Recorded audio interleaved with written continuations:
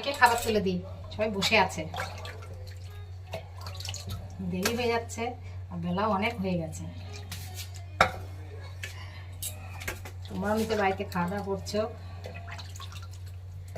আর বাড়ি বেটা ছেলেটা তো জানো খাবার তুলে খায় না, তারা ভীষণ ঝামেলা করে, বলে না খাবারটা তুলেই দাও তুলেই দাও, খাবারটা তুলেই দিতে হয়।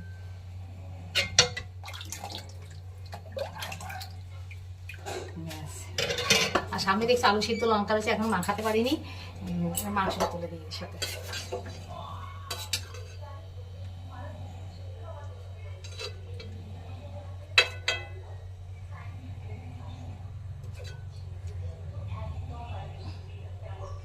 দুটো করে মাংস তুলে দিচ্ছি,